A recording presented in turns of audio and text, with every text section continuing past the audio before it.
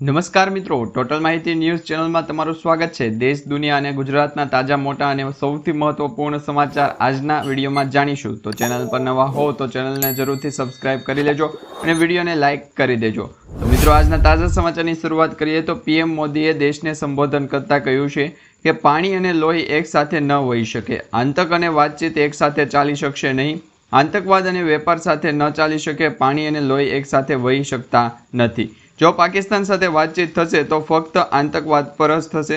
જો પાકિસ્તાન સાથે કોઈ વાતચીત થશે તો તે ફક્ત પીઓકે પર જ થશે। જરૂર પડે ત્યારે શક્તિનો ઉપયોગ કરવો પણ જરૂરી થશે। ત્યાર પછી સમાચારની અંદર આગળ જોઈએ તો પાકિસ્તાનને લઈને પીએમ મોદીએ મોટી જાહેરાત કરી છે। અમે પાકિસ્તાન સામે કાર્યવાહી ફક્ત સ્થગિત કરી છે। આવનારા દિવસોમાં પાકિસ્તાનનું વલણ કેવું રહેશે જોઈશું। વાયુસેના, સેના, નૌકાદળ અને બીએસએફ એલર્ટ ઉપર આપવામાં આવ્યા છે। ઓપરેશન સિંદૂરે આતંકવાદ સામેની લડાઈમાં એક નવી રેખા દોરી છે। જો ભારત પર આતંકવાદી હુમલો થશે તો અમે યોગ્ય જવાબ આપીશું।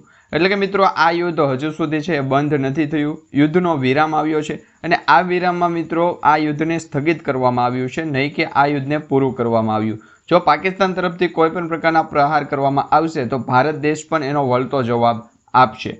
ત્યાર પછી સમાચારની અંદર આગળ જોઈએ તો કોઈ પણ પરિસ્થિતિ માટે તૈયાર રહેવામાં આવશે। એર માર્શલે એક ભારતીય કહ્યું છે, તેમાં કહ્યું છે કે અમે આતંકવાદ સામે લડત આપી રહ્યા છીએ। પાકિસ્તાનની સેના જો આતંકવાદીઓનો સહારો આપે છે તો જવાબદારીઓ પણ એમની જ છે। આ હુમલાઓ સચોટ રીતે પાકિસ્તાનની સરહદ ઉપર પાર થાય છે અને આતંકવાદી માળખાઓ પર કર્યા ગયા હતા। અમારા લશ્કરી મથકો સક્રિય છે અને કોઈ પણ પ્રકારના પ્રતિસાદ માટે સંપૂર્ણપણે સજ્જ છે। એટલે કે મિત્રો, અત્યારે એવા સમાચાર મળી રહ્યા છે કે ભારત દેશ છે એ આતંકવાદીનો સામનો કરવા અને પાકિસ્તાનને જે મિસાઇલો કે પછી ડ્રોનના હુમલા થતા હોય એનો પલટવાર જવાબ આપવા માટે પણ તૈયાર છે અને કોઈ પણ પ્રકારનું મોટું યુદ્ધ થાય તો એ માટે પણ ભારત દેશની સેના છે અત્યારે તૈયાર છે। ત્યાર પછી સમાચારની અંદર આગળ જોઈએ તો મિત્રો, અત્યારે જે આ યુદ્ધનો વિરામ છે એ વિરામ શા માટે આવ્યો છે? યુદ્ધનો વિરામ શા માટે થયો છે? તો 10 મેની સવારે ભારતે બ્રહ્મોસ, હેમર અને સ્ક્રેપર મિસાઇલનો ઉપયોગ કરીને નૂર ખાન એરબેઝ ઉપર સચોટ હુમલો કર્યો હતો। એક મીડિયા અહેવાલ મુજબ આ હુમલો એટલો ઘાતક હતો કે પાકિસ્તાનની હવાઈ સંરક્ષણ પ્રણાલી તેને ટ્રેક કરવામાં સંપૂર્ણપણે નિષ્ફળ ગઈ હતી। આ હુમલાથી એરબેઝના મહત્વપૂર્ણ માળખાનો નાશ થયો હતો। પાકિસ્તાની સેનામાં ભયનો માહોલ છવાઈ ગયો હતો। આ હુમલાથી પાકિસ્તાને ખ્યાલ આવી ગયો કે ભારતની મિસાઇલો તેના સૌથી સંવેદનશીલ લશ્કરી સ્થાપનાઓ સુધી પહોંચી શકે છે। ત્યાર પછી સમાચારની અંદર આગળ જોઈએ તો મિત્રો, મોઢા સુધી આવેલો કોળિયો છીનવાઈ ગયો છે। ગુજરાત રાજ્યની અંદર કમોસમી વરસાદ પડ્યો છે। માવઠાની જે આગાહી હતી એ આગાહી સ્વરૂપે વરસાદ પણ પડી ગયો છે। તો રાજ્યમાં કમોસમી વરસાદના કારણે ખેડૂતોની ખેતી અને ફળાઉ વૃક્ષોને મોટા પાયે નુકસાન થયું છે। છેલ્લા એક સપ્તાહથી રાજ્યમાં ભારેથી અતિ ભારે પવન સાથે વરસાદ પડવાના કારણે ખેતીને મોટા પાયે નુકસાન થયું છે, જેને લઈને રાજ્ય સરકાર દ્વારા તમામ જિલ્લા ખેતીવાડી અધિકારીઓને નુકસાનીનો સર્વે કરીને રિપોર્ટ કરાવવા જણાવ્યું છે। અમરેલી જિલ્લામાં પવન સાથે વરસાદ થયો હતો। આ વરસાદથી ડુંગળીના પાકને ભારે નુકસાન થયું હતું। ડુંગળી પકવતા ખેડૂતો કમોસમી વરસાદથી પરેશાન થઈ ગયા છે। હવે રાજ્ય સરકાર પણ આ ખેડૂતોને મારે આવી છે, જેમાં રાજ્ય સરકાર દ્વારા ખેડૂતોને છે પાક નુકસાનીના વળતર સહાય છે એ સર્વેના આધારે આપવામાં આવશે। ત્યાર પછી સમાચારની અંદર આગળ જોઈએ તો ગુજરાત સરકારે હાઈ લેવલની બેઠક પણ બોલાવી હતી। 12 મે 2025ના રોજ ગુજરાતમાં વિવિધ ઘટનાઓને રાજ્યનું વાતાવરણ ગરમાયું છે। ગાંધીનગર ખાતે બેઠકોનો દોર શરૂ થયો છે, જેમાં સરહદી ક્ષેત્રો પર પર્વતમાન રીતે સ્થિત થયેલ બેઠકો યોજાઈ હતી તથા અમદાવાદ વેપારી મહાસંગઠન દ્વારા પ્રોફેશનલ ટેક્સ નાબૂદ કરવામાં આવે તેવી માંગણી કરવામાં આવી હતી અને ભુજ તાલુકાના કુરુણ વિસ્તારમાં ડ્રોન દેખાયાની ચર્ચા પણ કરવામાં આવી હતી। ત્યાર પછી સમાચારની અંદર આગળ જોઈએ તો લોકોને હેરાન કરવા નહીં। જો કોઈ કામ નિયમ અનુસાર ન થાય તેવું હોય તો તેના સ્પષ્ટ કારણો જણાવી દેવા જોઈએ। ઝીરો ટોલરન્સ એક્ઝાઇઝ કોર્પોરેશન તે રાજ્ય સરકારનો નિર્ધાર છે અને વિકાસ આડેના ભ્રષ્ટાચારને દૂર કરવા મુખ્યમંત્રીએ તાકીદ પણ કરી છે। એટલે તમે કોઈ પણ પ્રકારની સરકારી કચેરીએ જાઓ છો અને તમારા જે સરકારી કામો હોય છે એ થતા નથી અથવા તો તમારા જે સરકારી કામો છે એ અટકી જતા હોય તો એ હવે ચાલશે નહીં, કારણ કે રાજ્ય સરકાર દ્વારા પણ કહી દેવામાં આવ્યું છે કે કોઈ પણ પ્રકારની એવી છૂટછાટ છે એ આપવામાં નથી આવી જેને કારણે તમે છે એ ભ્રષ્ટાચાર કરી શકો। એટલે કે એમના કર્મચારીઓને કહેવામાં આવી રહ્યું છે કર્મચારીઓ પણ હવે ભ્રષ્ટાચાર કરી શકશે નહીં। ત્યાર પછી સમાચારની અંદર આગળ જોઈએ તો મિત્રો અચાનક યુપીઆઈ સેવાઓ છે એ ઠપ થઈ છે। દેશના ઘણા રાજ્યોમાં યુપીઆઈ પેમેન્ટ સેવા અચાનક ઠપ થઈ ગઈ એટલે કે બંધ થઈ ગઈ હતી। આવી સ્થિતિમાં વપરાશકર્તાઓ પેટીએમ, ફોનપે, ગૂગલ પે અને અન્ય યુપીઆઈ આધારિત એપ્લિકેશનો દ્વારા ચૂકવણી કરી શકતા નથી।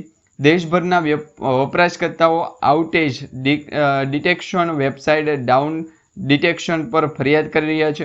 જોકે હજુ સુધી કોઈ સત્તાવાર નિવેદન બહાર આપવામાં નથી આવ્યું, પરંતુ અચાનક જ યુપીઆઈની જે ટ્રાન્ઝેક્શન ઓનલાઈન પેમેન્ટ ટ્રાન્ઝેક્શનની જે સિસ્ટમ હતી અત્યારે ઠપ થઈ ગઈ હતી। ત્યાર પછી સમાચારની અંદર આગળ જોઈએ તો મિત્રો સોના ચાંદીના નવા ભાવ છે એ જાહેર થયા છે, જેમાં સોના ચાંદીમાં ભાવમાં અત્યારે ભારે ઘટાડો જોવા મળી રહ્યો છે। આજે સોના અને ચાંદીના ભાવમાં ભારે ઘટાડો જોવા મળ્યો છે। 24 કેરેટ સોનું 3340 રૂપિયા ઘટી અને 93,076 રૂપિયા પ્રતિ 10 ગ્રામ થઈ ગયું છે, જ્યારે 22 કેરેટ સોનું છે એ 85,258 રૂપિયા પ્રતિ 10 ગ્રામ થઈ ગયું છે। અહીં મિત્રો ચાંદી આજે 1631 રૂપિયા સસ્તી થઈ ગઈ છે અને 94,095 રૂપિયા પ્રતિ કિલો થઈ ગઈ છે। સોના અને ચાંદીથી વિપરીત આજે શેરબજારમાં ભારે ઉછાળો જોવા મળ્યો હતો અને ભારત દેશની અંદર BSE જે સ્ટોક માર્કેટ સ્ટોક એક્સચેન્જ છે એમાં અત્યારે શેરબજારની અંદર ભારે તેજી અત્યારે જોવા મળી રહી છે। ત્યાર પછી સમાચારની અંદર આગળ જોઈએ તો મિત્રો અત્યારે સમાચાર સામે આવી રહ્યા છે કે ખેડૂતોને હવે વીઘા દીઠ 20,000 રૂપિયા સહાય મળશે। હવે કયા ખેડૂતોને આ 20,000 રૂપિયાની સહાય આપવામાં આવશે? તો ગુજરાત સરકાર દ્વારા પ્રાકૃતિક ખેતી કરતા ખેડૂતોને માટે મહત્વપૂર્ણ નિર્ણય લેવામાં આવ્યો છે। કેન્દ્ર સરકારના પ્રાકૃતિક ખેતીને પ્રોત્સાહન આપવા અપીલ કરવામાં આવી છે, ત્યારે ગુજરાત સરકારે પ્રાકૃતિક ખેતી કરતા ખેડૂતોને પ્રોત્સાહિત કરવા માટે સહાય યોજના છે એ અમલમાં મૂકવામાં આવી છે। રાજ્ય સરકાર દ્વારા અમલમાં મૂકવામાં આવેલી નવી યોજનાની માહિતી આપતા કૃષિ મંત્રી રાઘવજીભાઈ પટેલ દ્વારા પણ જણાવવામાં આવ્યું હતું કે ગુજરાત રાજ્યના જે ખેડૂતો પ્રાકૃતિક ખેતી કરતા હોય અને એમાં પણ પ્રાકૃતિક રીતે શાકભાજીની ખેતી કરતા હોય તો એવા ખેડૂતોને વીઘા દીઠ એટલે કે હેક્ટર દીઠ છે 20,000 રૂપિયાની સહાય આપવામાં આવશે, જેમાં 20,000 રૂપિયાની સહાય મિત્રો હેક્ટર દીઠ આપવામાં આવશે, એની તમારે ખાસ નોંધ લેવી પડશે। ત્યાર પછી સમાચારની અંદર આગળ જોઈએ તો મિત્રો નવી યોજનાઓ માટે અરજી પણ છે એ શરૂ કરવામાં આવી છે। રાજ્ય સરકાર દ્વારા આપવામાં આવતી ખેડૂતોને સહાય અને યોજનાકીય લાભો મળી શકે એ હેતુસર દર વર્ષે આઈ ખેડૂત પોર્ટલ થકી અરજીઓ મંગાવવામાં આવતી હોય છે।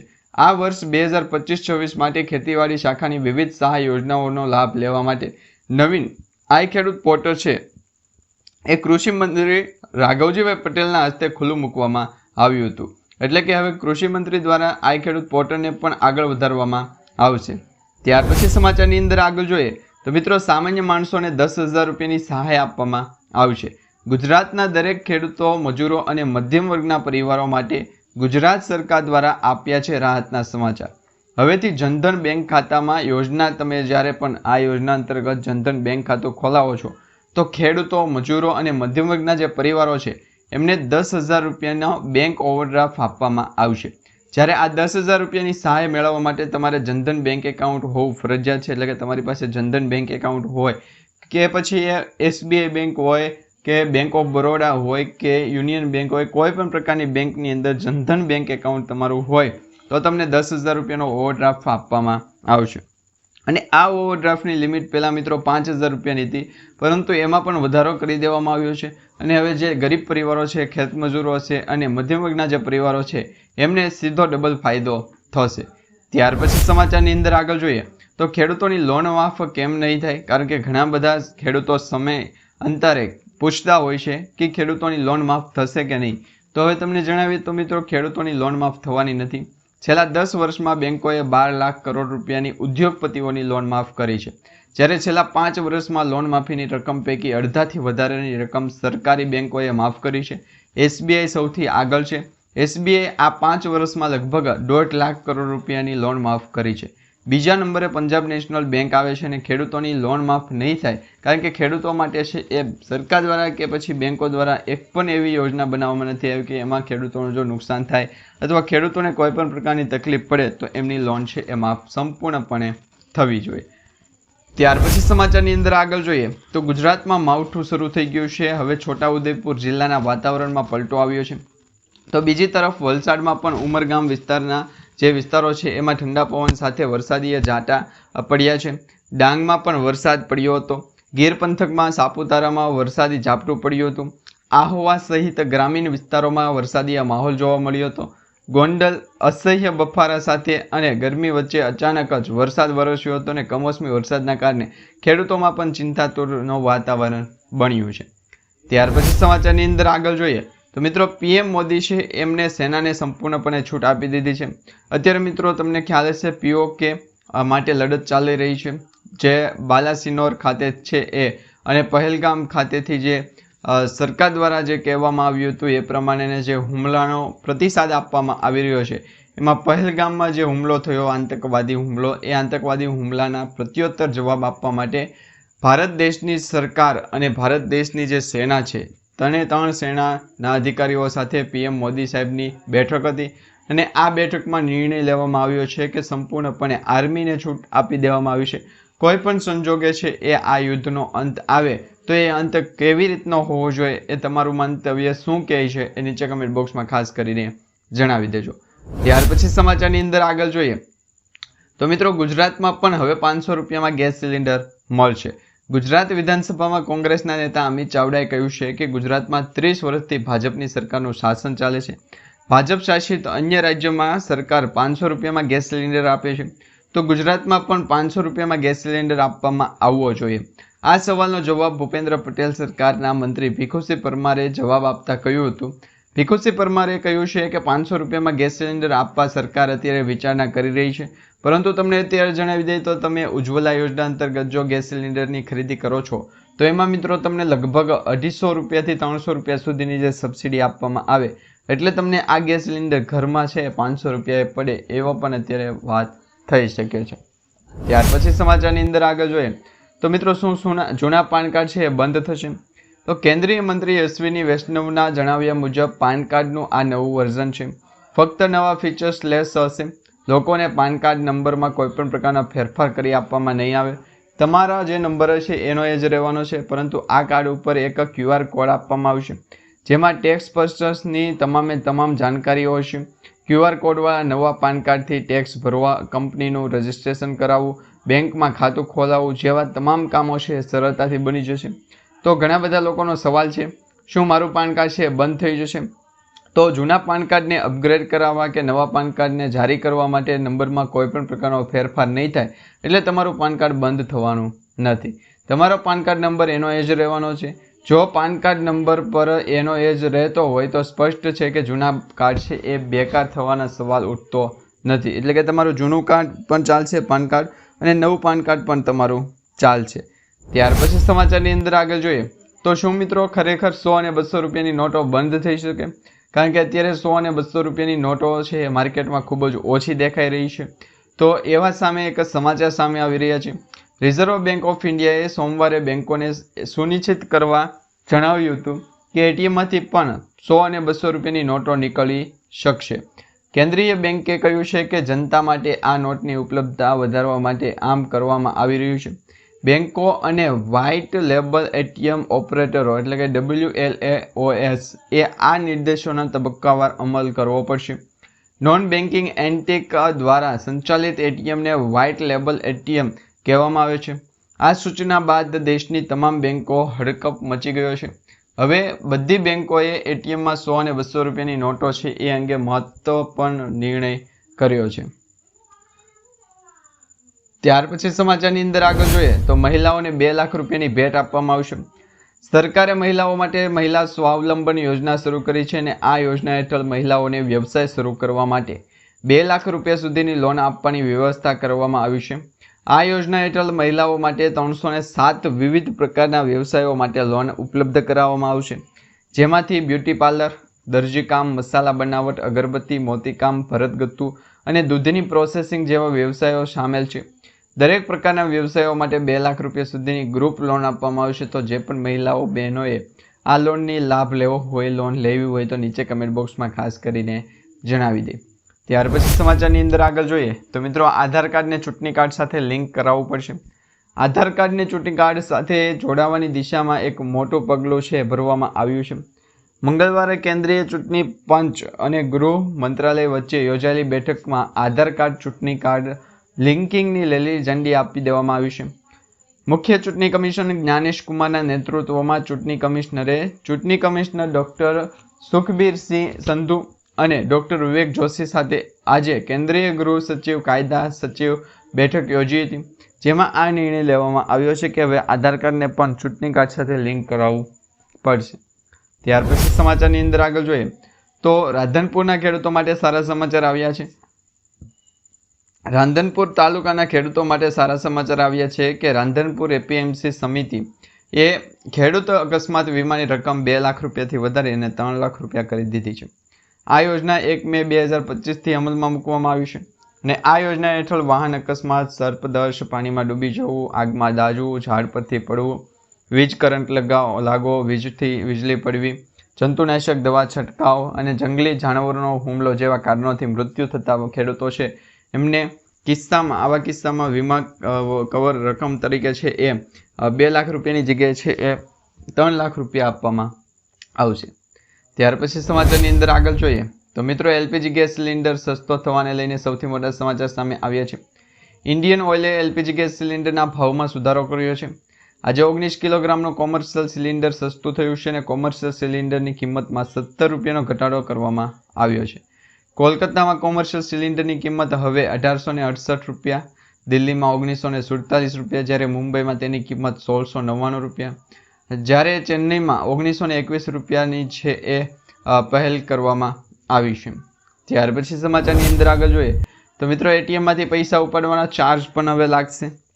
જો તમે એટીએમમાંથી પૈસા ઉપાડો છો તો ધ્યાનમાં રાખો કે મહિનામાં કેટલા ટ્રાન્ઝેક્શન તમે કરી શકશો.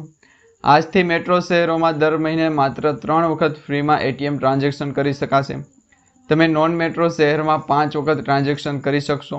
ત્યારબાદ બેન્કો દરેક ટ્રાન્ઝેક્શન ઉપર 23 રૂપિયા સુધીનો ચાર્જ વસૂલ કરી શકશે. જો કોઈ ગ્રાહક એટીએમ પર બેલેન્સ ચેક કરશે તો તેને પણ 7 રૂપિયાનો ચાર્જ ચૂકવવો પડશે. આ પહેલાં આ 6 રૂપિયા ચાર્જ હતો. ત્યાર પછી સમાચારની અંદર આગળ જોઈએ તો મિત્રો આજે જ રેશન કાર્ડનું કેવાયસી કરાવો. સરકારે દેશના દરેક રેશન કાર્ડ ધારકોને ફરજિયાત ઈ-કેવાયસી કરાવવા માટે અનુરોધ કર્યો છે.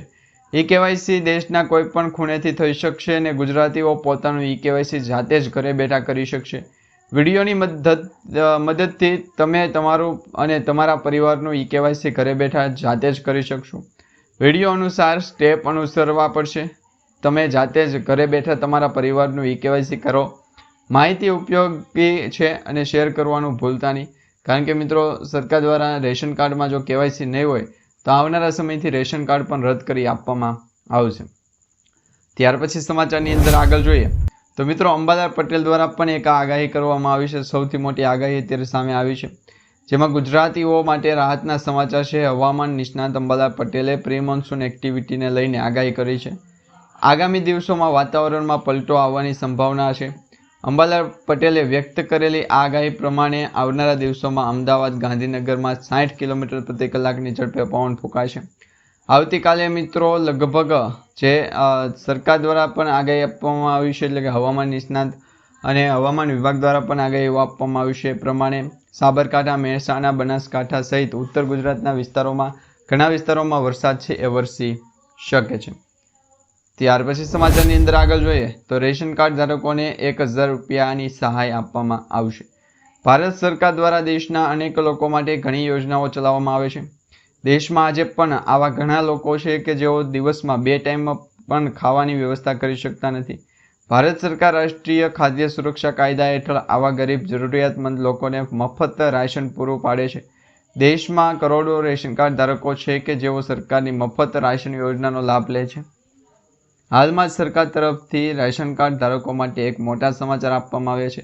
હવે રેશન કાર્ડ ધારકોને તેમના રેશન કાર્ડ ઉપર રાશનની સાથે 1000 રૂપિયાની ભેટ પણ આપવામાં આવશે અને નવા વર્ષથી તમામ રેશન કાર્ડ ધારકોને સરકારની આ સુવિધાનો લાભ પણ મળશે.